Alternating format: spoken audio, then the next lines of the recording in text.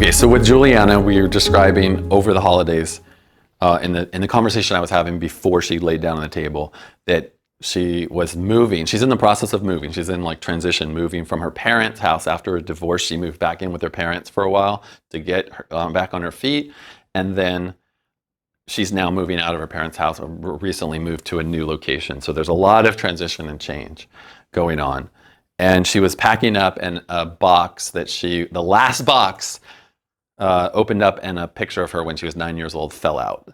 And it reminded her of what she was experiencing and what she was going through when she was 9 years old. And it brought up some memory of some abuse, some physical abuse. And we were talking about where she's at right now, because the physical symptoms she's been having has been this intense pain in her chest that's felt like a crushing pain.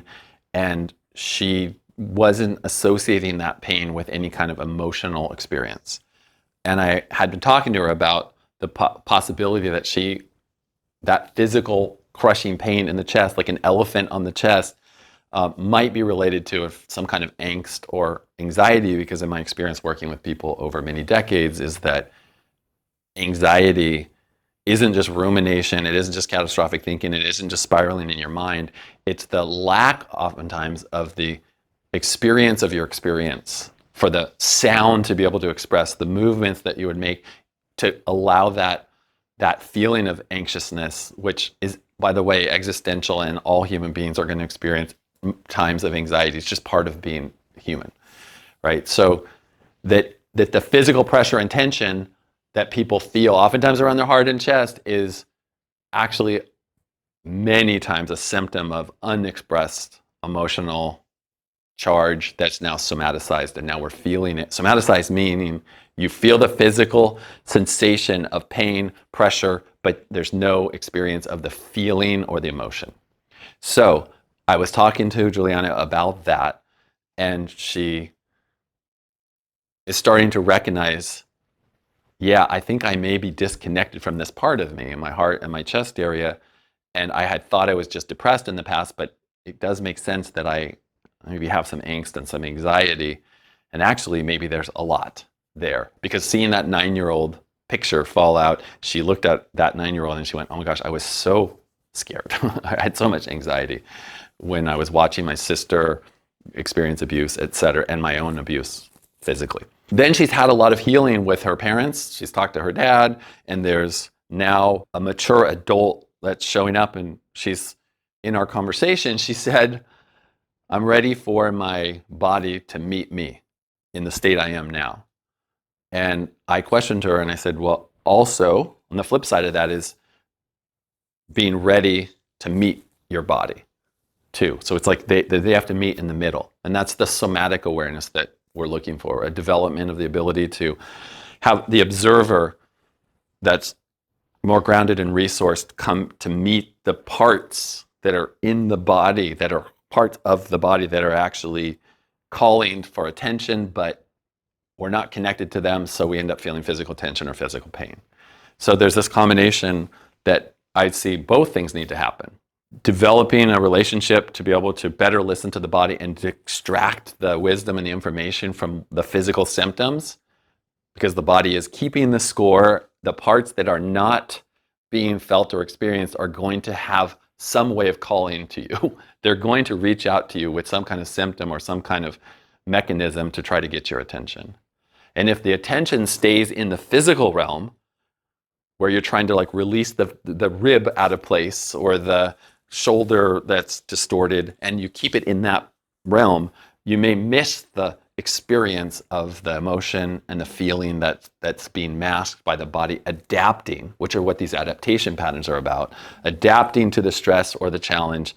And then that energy and information stays in a physical manifestation rather than being felt, experienced, and then ultimately integrated through being with what is rather than trying to make it go away. So when I was talking to Giuliana, I asked her about what her objective was for the session and what, if there was anything that she would like to get out. And she said, yeah, I mean, the first thing, I would love to have less of that pain. And also I'm ready for change. And I mentioned that to the group here that the preface for I'm ready to move forward was I'd like less of that pain. So that tells me when you want less of something or you want to move away from something, in the consciousness, there's a desire to have that thing or that experience be not there anymore, which is telling me that there's actually a need for connection. It's telling me that it's not saying, I'm ready to turn and face and experience whatever is happening and fully integrate that into my being. First, I'd like that to go away. Then I can move on. I can move forward. Or I can move forward, but my body really needs to come and meet me here. And I'm saying, well, maybe we can come meet your body where it is so that the part or parts that have not been integrated can be allowed to be where they are, to be felt, to be tended to have attention put to, so that the energy, the consciousness, the information, the emotion that's tied into whatever part has been held separate, where there's physical tension and pain, could be useful for the journey going forward, because you can't move forward and run away from things and expect them to have outcomes down the line that are integrated and whole. We want to take the part or parts that feel separate and bring consciousness and awareness, and then listen and let the body tell us what's needed or where it wants to go, and be able to listen. So that's one of the reasons why we're going to see unwinding and emergent unraveling, energy moving in the body spontaneously, because I'm asking her system to put attention to new resources, new places of possibility, new ways of communicating that are not cognitive, they're not mental. This is like the energetic, somatic, or the body-oriented information. So that's where we're at. And so when I observe her on the table and we look at her body position on the table, her whole pelvis is shifted over from the midline of the table. Her right leg is about 6 inches from the edge of the table on this side, and the left leg is about over 2 feet from the left side of the table. So her whole entire pelvis is shifted off. And when I look down the midline here, the whole right side of her pelvis is raised up. The rest of her body up here is straight. So there's this kind of bifurcation between the upper part and the lower part of the body, right at the kind of low back and pelvis area. Without even checking anything else and just thinking about what we were talking about, who she really had to be with her dad in order to stay safe, was non-reactive, and she had to watch her sister having abuse happen, so she learned to be more passive and more appeasing, and then she became more of a caretaker. Well, that kind of patterning is very consistent with this adaptation pattern that involves the lower pelvis and lower back area, which has so much to do with our roles, our duties, our responsibilities, and our desire to get love and connection from pleasing other people, or like distorting ourselves to fit in so that we can be accepted and we can get love, so that we can get the attention that we need, and we try to like distort ourselves in order to be safe in the world and in order to get our needs met.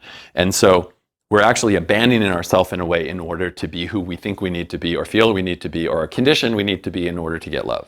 So that pattern oftentimes involves this torquing or twisting in the pelvis, and that's showing up. And I'm going to go and confirm and see if that's what the pattern is. And I go in and I check, and her right leg is about 3/4 of an inch shorter than the left. So there's this like discrepancy. And I want you to turn your head left and right. The leg stays short, back to the center. The leg stays short when I go up. So I'm going to just confirm, but it's looking like that's the pattern that I expected, which is this torquing, and I'm going to go in and I'm going to make a contact in this lower part of the pelvis just to see if what's going on. And she takes a deeper breath because I'm relieving some of the pressure. I'm showing her a place of kind of ease and openness in her, what's called the sacral tuberous ligament, so that's down in the lower pelvis, to take some of the pressure off of that pelvis, let the energy start to be more kind of liberated in the area, and let her brain start to re-associate with that energy in the pelvis that she had torqued up in order to kind of make it through and be who she needs to be. So she starts taking a bit deeper breath. I'm going to go back and check to see. The leg doesn't quite even, but it comes down almost a 1/2 inch. So like her physical, just from that one touch, in the right place at the right time, her whole body's like starting to shift here. So when I'm palpating now, I'm going down her spine and I'm feeling I know what the pattern is. It's the adaptation, the AP4 pattern. I know, which involves the pelvis. So I know where I'm gonna work. I know I'm gonna be working in the sacrum or in the occiput laterally, so the base of the skull here. But I'm checking to see in her subsystems how much passive and active tension is in the musculature. Pretty low, moderate to low active, meaning her muscular system is pretty relaxed and there isn't high emotional charge or tone. It feels like there is a healthy amount of muscle tone in the system and it's not overly emotionally charged. When someone is stressed, when someone is going through emotional stress and isn't able to like release or resolve and discharge that energy, what will happen is you start to get this like buildup of tension in the muscular system. In many cases, that's we call active tension. And it's actively holding, but it has a charge to it. It feels like a buzzing or a overstretched rubber band or a bungee cord. And she doesn't have a lot of that, but what she has is more what's called passive tension, which is a kind of a rigidity or a stiffness to the spine. And that tells me that there's more of a freeze mode going on. Freeze is like you have fight, flight, and you have freeze. Freeze, you have like you're holding everything together.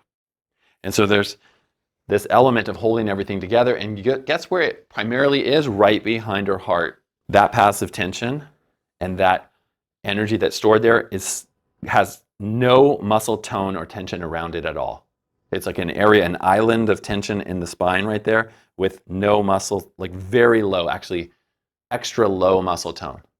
So what does that tell me? It tells me that her emotional brain, really, her emotional system, her emotional field, she's not associating with or connecting with the amount of tension, the amount of energy that's stored there. She's not connecting the two together. Hey, I have a lot of tension stored here around survival and protection, but I don't have the emotional awareness to have the matching happening in the muscular system. So this is an area of disconnect. High passive tension with low active tone tells me that she's got an area of disconnect happening. So her brain, her higher brain centers aren't going to be able to associate, feel, and experience what's happening in this part of her body. And what she's feeling instead is the physical tension and the physical pressure. So what I expect as I'm working here is to help her create connection in that area. I want to see a drop in the physical tension in the spine and the discs and the vertebra here. And I want to see an increase actually in the muscle tone in this area as her brain starts to find that area, organize it, and make that energy become available to feel and experience and express. So in the cycle of the healing journey here, what I'm feeling in her body is telling me that there's a need for increased connection, at least to one part of her body. I'm going to check her physical parameters here. Now the highest neural parameter here is eversion tension, which is not surprising. There's a torquing pattern. There's tension around the ankles, legs, down through the body, down through the legs here is actually distributed from all the way up in the spinal column, all the way up in where the spinal cord is coming from the brainstem, all the way down through to her tailbone. And this particular pattern of torquing or twisting or pulling is happening especially through the right leg. And it's associated with the field of energy and consciousness that is, I call the higher mind. Like, who am I? Who am I supposed to be? How should I be showing up? Is what's happening matching what I feel like should be happening? Is the way I'm being matching who I value myself to be? That kind of questioning comes in that higher mental, higher mind field. And when that field is not being accessed easily and there's a challenge utilizing that energy, it's going to show up in the body as a torsion, twisting, tension pattern. You're going to have energy and consciousness expressing either freely, or there's going to be some challenge organizing that intelligence and consciousness. And if you're having a challenge, it's going to show up in the body as physical tension, because that consciousness and energy isn't able to express itself freely, and the body's in an adapted, distorted state. So I know that there's some challenge utilizing the energy of the higher mind right now, and I know that there's some lack of safety and there's some lack of connection that's happening at the level of her life force, which life force is tied into the passive system, which is the energy and consciousness that is underlying. We would call it like, it would be called like pre-rational, below the rational mind, below even the emotional intelligence, this experience of, am I just safe in my body right here and right now? So as I approach her, I'm thinking about how am I going to enter into her field around her body to bring more energy to the higher mind, to bring more resource to that part of her that can observe and experience and be like, wait a minute, the way I'm being and the way I've been isn't working. It's time to like reorganize and be a different way. So I want to bring energy to that. But before I can even do that, I want to bring energy to more energy and resource to the life force, which is organizing the body, actually asking, am I safe?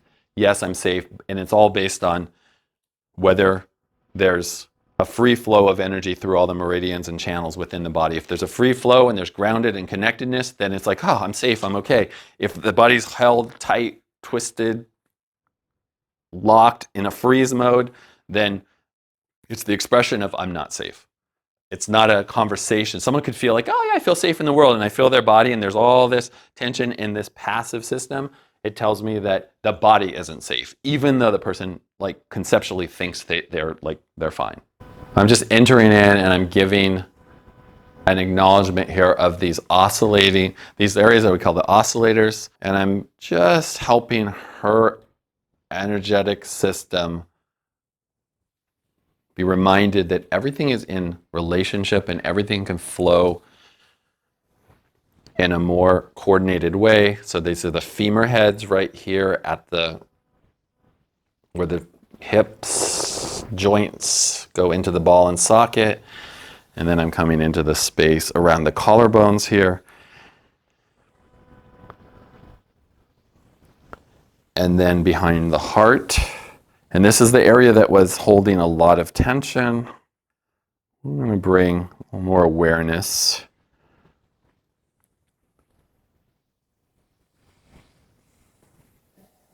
Yeah, okay. Now, I'm going to go to her pelvis and to the access point that I found in the well, let me just recheck and just see. We have here, and we have occiput. Which is more accessible? It is the pelvis right now. And I'm going to reaching up into the space around her body and acknowledging this kind of infinite nature. So I'm approaching all the possibilities of who Giuliana is and can be without in my mind, in my consciousness, without locking her into my own kind of box. It's like the infinite field is infinite possibilities. So I'm approaching with the possibilities here. It's like I'm asking her system to just show me how she wants to move and how her being and her body wants to express if I take away my positionality with it. Of I have an objective to make something happen and help her transform or help her change in some way, and I just acknowledge the magnificence of her being as part of the universal consciousness. That's how I'm approaching her. Now, I'm going to start there, but then I want to also acknowledge that she's in a body, she has a body, and I want to acknowledge that we want to bring safety and connection to that. So I'm reaching up into that infinite field, acknowledging that, and then I'm going to come down and I'm going to exit. I'm going to sink my contact to the depth of the life force here. There. Okay, I made a contact there. Go back and work with these oscillators. So as I'm working here, what I'm keeping in mind is the energy that's bound up in the pelvic region, in that right leg pulling up shorter, in the pelvis torquing and twisting, is that is she able to find and actually access and utilize that energy more effectively, or is it staying bound in that region?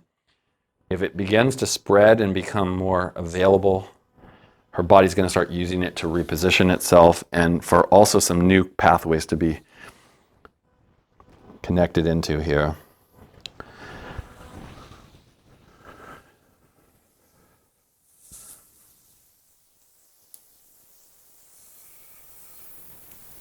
Okay, so if I learned that if I twist my body over to the right and I hold my pelvis in this position, and if I close down my respiration and my heart and my chest area, and I hold it all together and I isolate myself,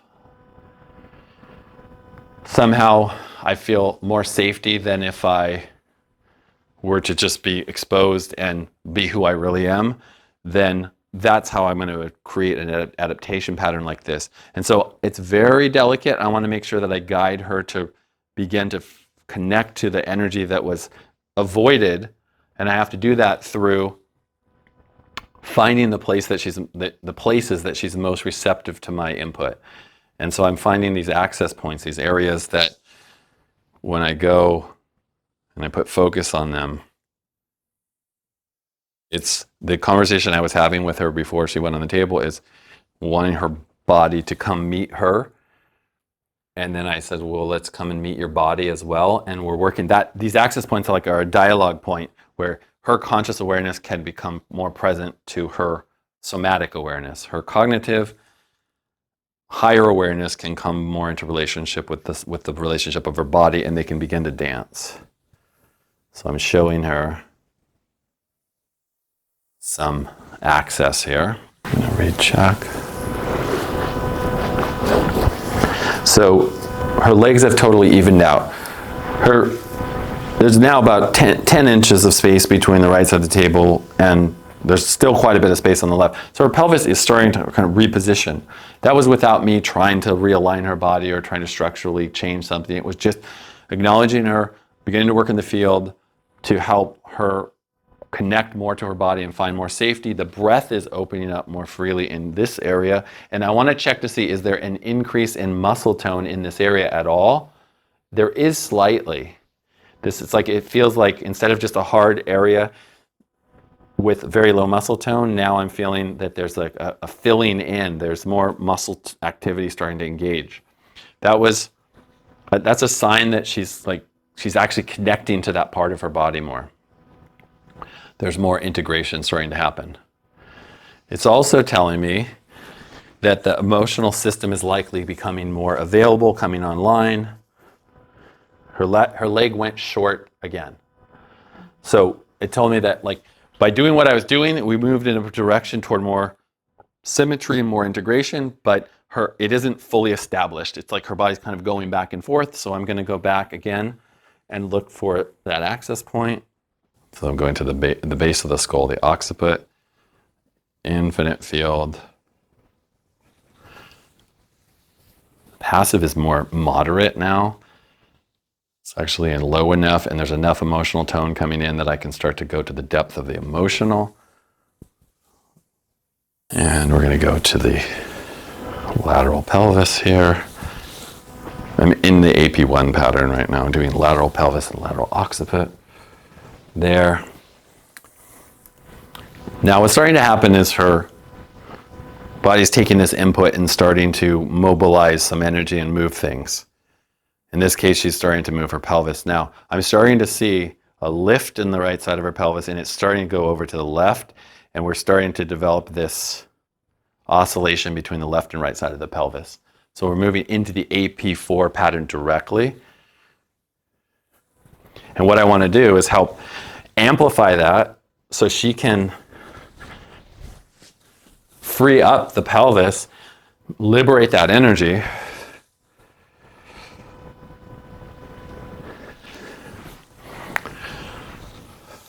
and begin to integrate. And there she's starting to find it.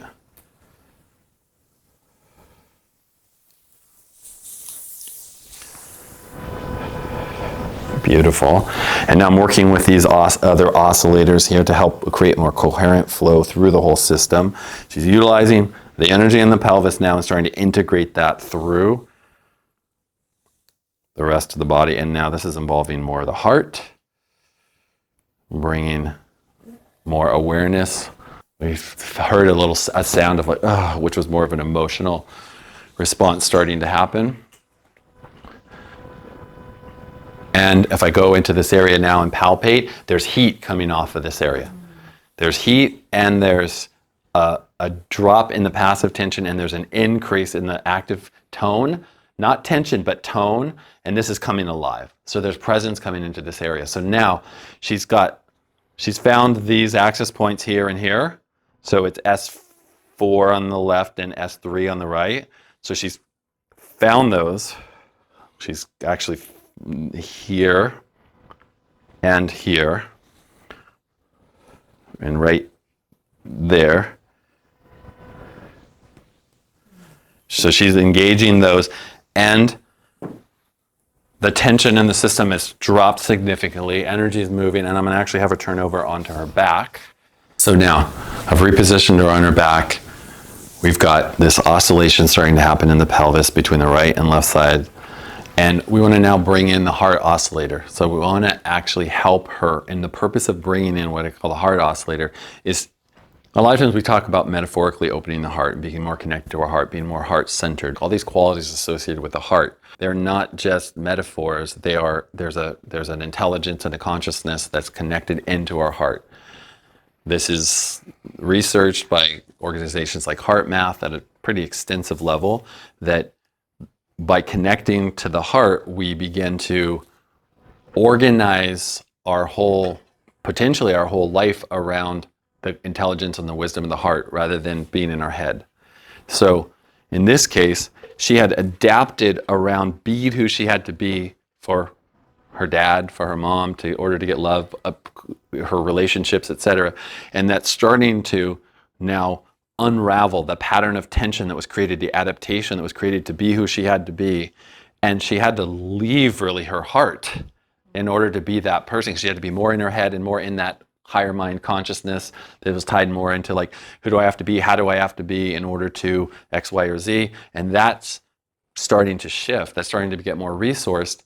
And I'm going to help her now bring more of the heart intelligence to the pelvic region and her relationship to who she has to be or felt like she had to be. That she can just become more authentically her and know that that's enough. And that can only be experienced through the heart. Because the mind, you can conceptually think, yes, I'm enough. But it's through our heart that we actually begin to feel and experience it directly. Like who I am actually through the process of being is. It's not, I don't have to do anything to get love. I am that. So that is the consciousness of the heart. And I want to bring that into play in this process. So how am I going to do it? I'm going to reach up and I'm going to just do this gentle stroking down here on the clavicle, collarbone area, which is going to help activate this area. I'm going to bring awareness down to these access points in the pelvis. There we go. And I can hear her, she's stomach gurgling a bit, which is a sign the parasympathetic nervous system is kicking in, right? Digestion, resting, relaxing, opening. So you get the beautiful.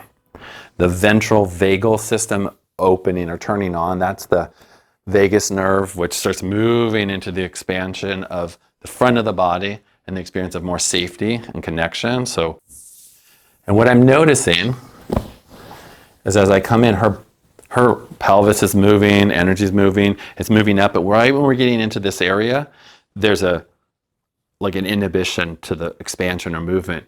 And there was a lot of tension held in that part of her body, and this was around her heart, and there was a lot of fear, and there was a lot of anxiety. So there's a lot of experience of probably separation, isolation, fear, anxiety that was held and somaticized in this area. So as I begin to curate and help and support her opening into this area, I know that there was a lot of momentum around not feeling this. So I want to be very delicate and the forces are massive because they're from being a 9-year-old kid and being in fear, and that's carried all the way forward into adult life. So the forces are incredible. So I want to be very, very delicate and very soft and allow this connection to start to emerge. I'm going to go into the heart oscillator here. There we go.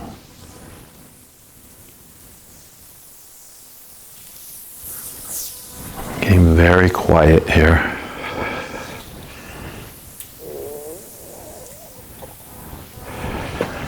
More activity in the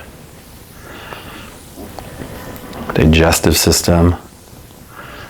You know, like when we're in that vigilance and protection freeze mode, we can't digest all the emotional content. Now that's an organic lifting that's starting to happen here.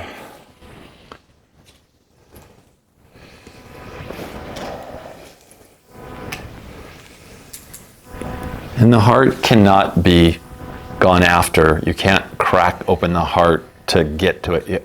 It's like a blossoming flower that has to open in the timing of the universe. And so what I'm seeing is this opening. Her palms went like this. The body's starting to open up.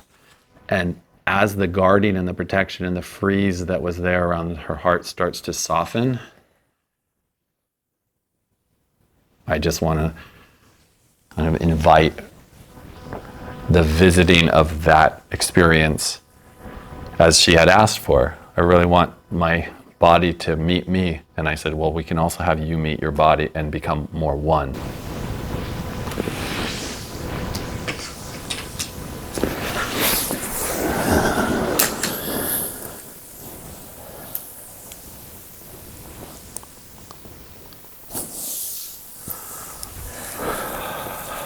This expansion and lifting that's happening.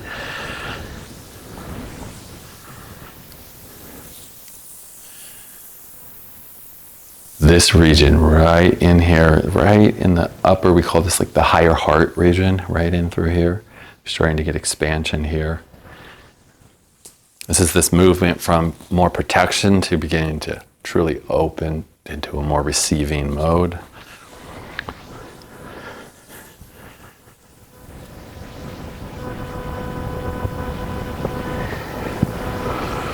Just went to the depth of the emotional field in the body, which is helping her connect.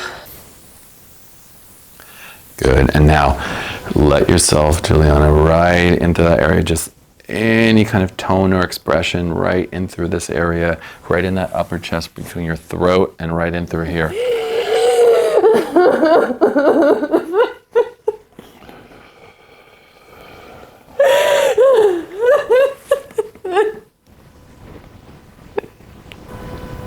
So I'm right here with you. I'm right here with her. And this is a reacquaintance with a forgotten.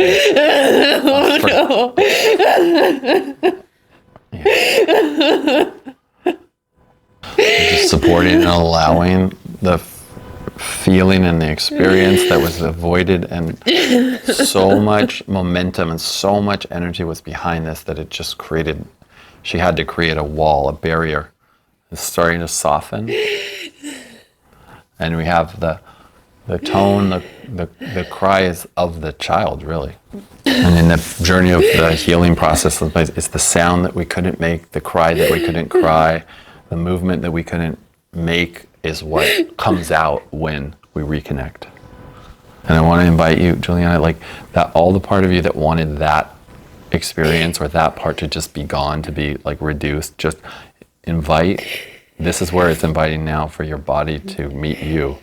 Invite the energy that's been held to just begin to expand, as if like you dropped ink into a glass of water and that drop just started to expand from the heart, from your heart,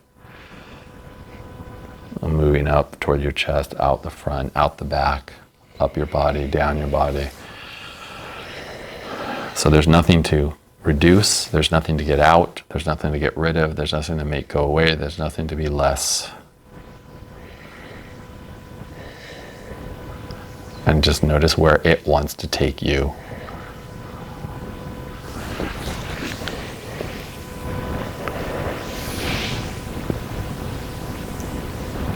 We're getting to the point, and where true connection starts to happen is we get to the place where we're not doing something to the person. We're witnessing, guiding, backing off, letting it emerge, guiding, backing off. What we want is connection, which can only happen between her and herself. There's nothing that I can do or I want to do to her. It's can I be present to allow for her to find, to discover, to connect with the lost part and integrate, which she's doing so beautifully.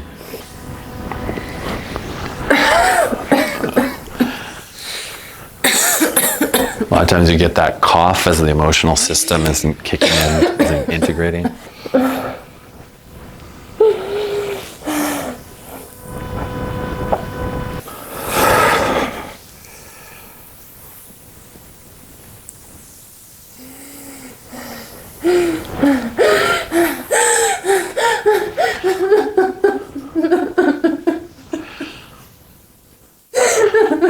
So that mouth breathing that we see a lot of in rebirthing, oftentimes it's induced. It's organic and natural part of the integration. And we're seeing it even as this emotion is occurring, it's very coherent. She's not flipping around with large movements that are all unintegrated. It's very specific. It's very soft. And there's connection, true connection happening. And she's in this dance right now, this restructuring, reorganizing in her system, where this region right here between the clavicle, collarbone area, and the sternum here, and this whole region is lifting, expanding.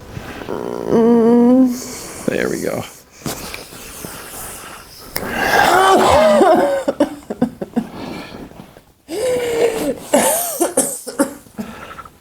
And sometimes there's a threshold of charge of really in the emotional system where you have to hit that threshold with enough presence and enough energy in order for the brain to find that region. Because there was so much energy that was held at keeping that separate that you have to raise it up to a certain level so that her brain can actually find, oh, that's what I was avoiding. And that's what she's starting to connect with now. And we're moving from the more delicate, soft, like just starting to feel, to more power, connecting to more of her actual core power, her real authentic power, which is also the theme of this AP4 pattern. Reorganizing that whole patterning around being in the heart, leading from the heart.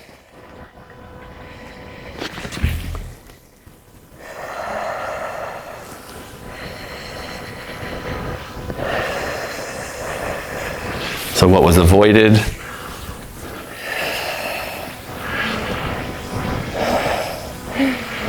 through the heart becomes more accepted. And rather than being in a pattern of distorting yourself so that others will be more comfortable, there's leadership, and there's ownership, and there's authenticity, and there's power.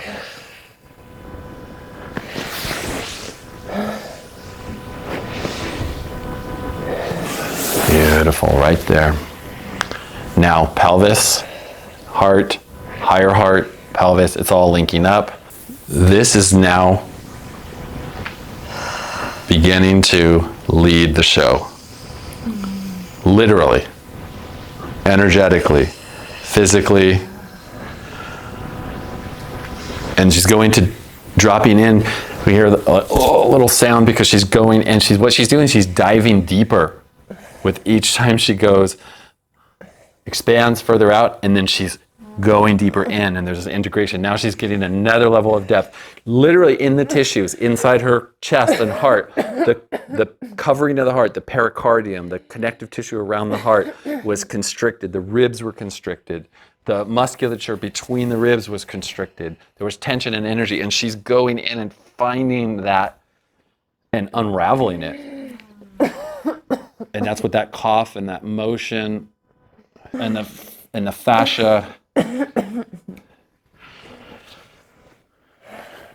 like there's a workout going on, physically, emotionally, energetically, spiritually.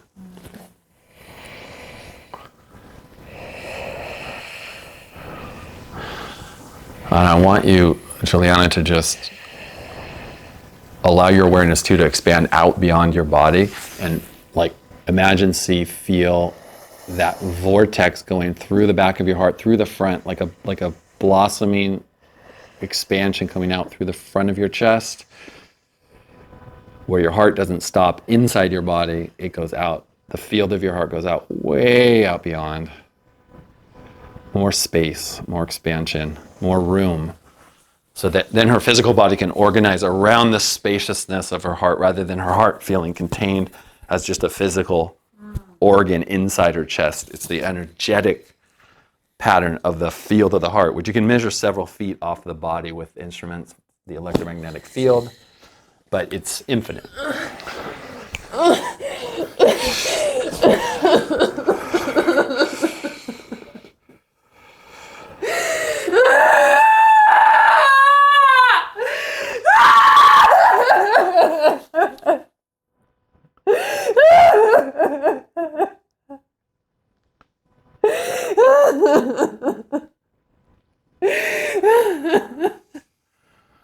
So now she's tapping into a more primal level.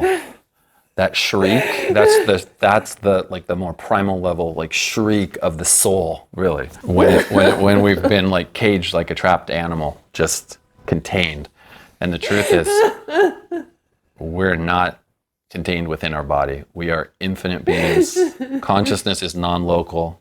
We exist beyond this time-space dimension, even life. When she had a history of going to passivity and going to pleasing and going to internalization and going to flattening things out, and it's like, she's not so dainty. Not quite so easy to stay in that, like, kind of, oh, like, I'll just let everybody else be comfortable, but I'll just, like, completely abandon myself.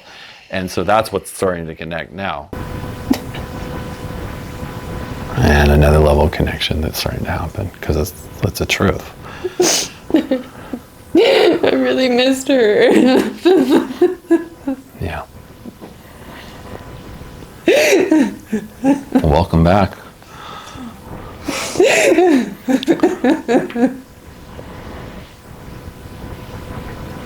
What happens when you interrupt that pattern of going to the collapse or going to the avoidance, and you move into the empowerment, you move into the transformation, then there's like, it becomes a new phase in the cycle where you're like, baseline is, oh, I'm actually reconnected to my powerful self. Now I am ready to face and deal with the things that I was avoiding. I'm ready to like bring it on and take the steps I need to move forward with all of me, rather than if and when this goes away, then I like, or if that part can fall in line with my conceptual idea of what needs to happen. It's more of, this is the guiding force, all of you. So now this becomes about remembering who you really are. Beyond the conditioning, beyond the patterns, beyond the illusions, beyond the hallucinations, beyond the stories. And now we're moving into being. This is expansion now. We're moving into transcendence. But not transcendence to just leave the body and leave that part behind. Use that as the entry point or the portal to the truth. The truth beyond all understanding.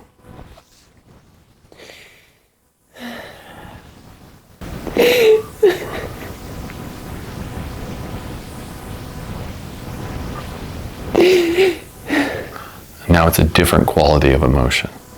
We're moving into an emotion that comes out of like reconnection and being, truly being.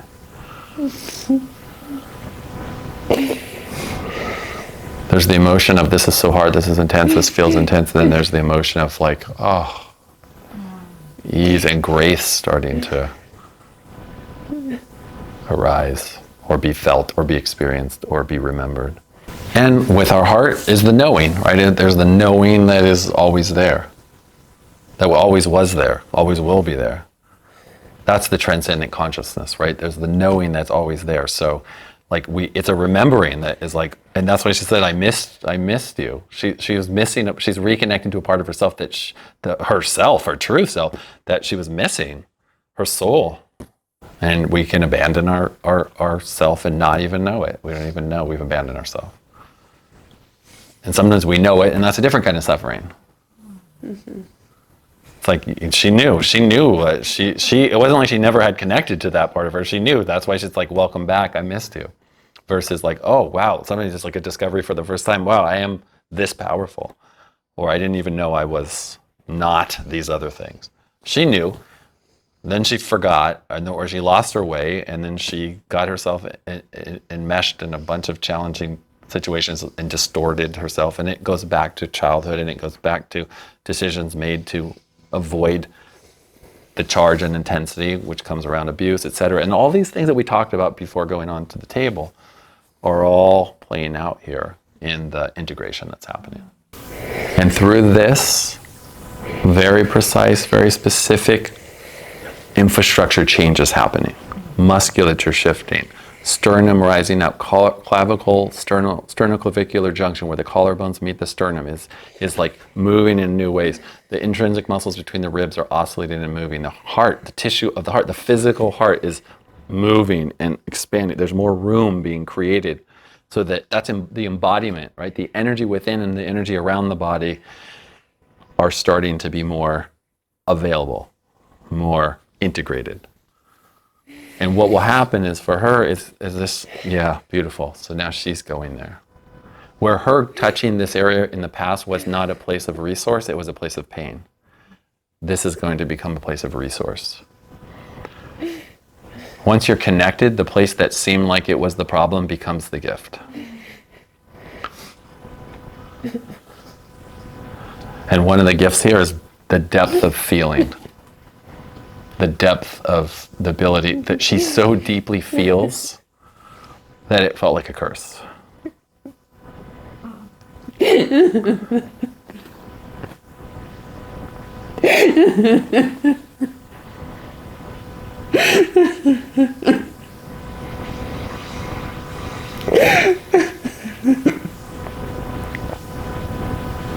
But that will be the gift that gives her the ability to meet people and connect with people and guide people in a way that is so profound.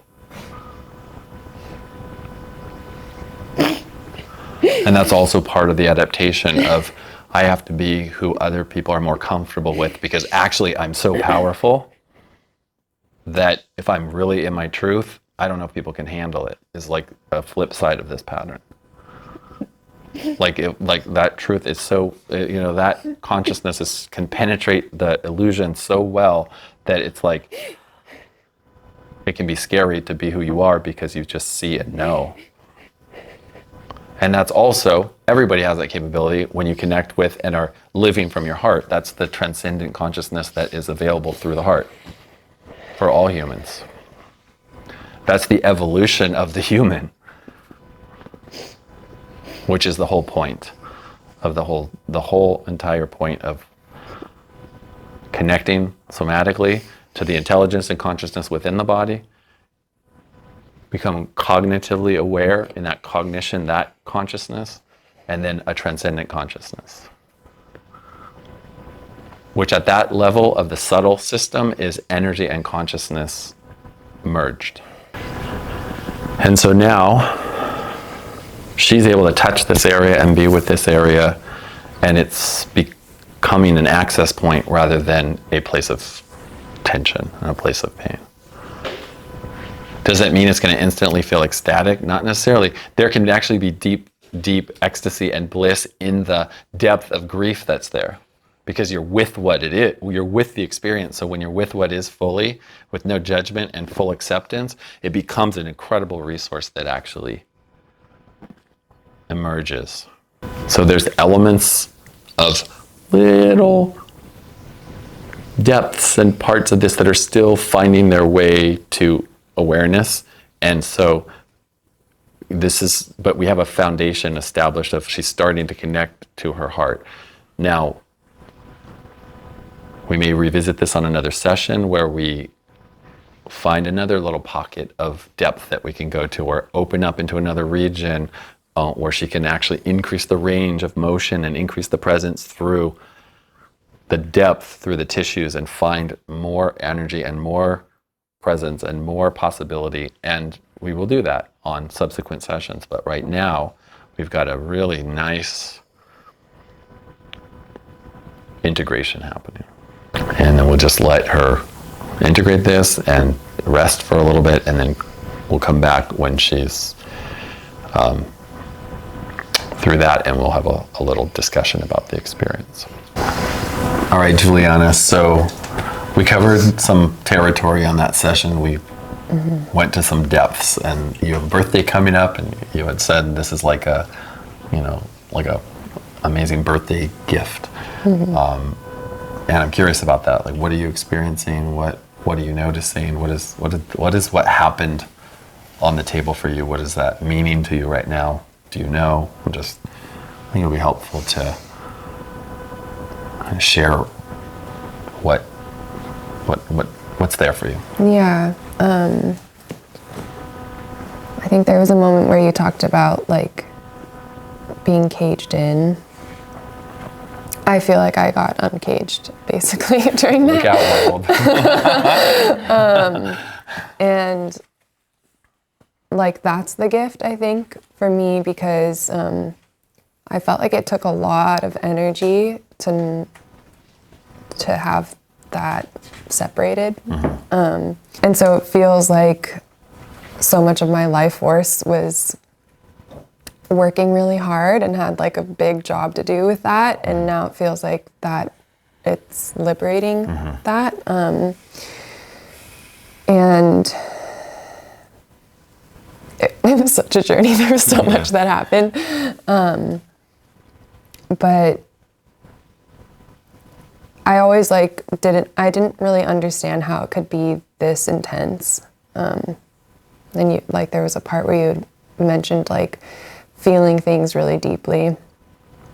And it is like a thing for me that it's like, it feels like I compounded just not mine, but like everyone's in my family's, like just all of their stuff with me, out of wanting everyone to love each other. And there was even like a moment when I was like, I was working with the heart and feeling the ache, and it's like, it's so innocent, but like, just like, I just want to love. I just want to love. Like, I wanted to do that for my family. I wanted to do that with people, and there's so much that stops us from just loving.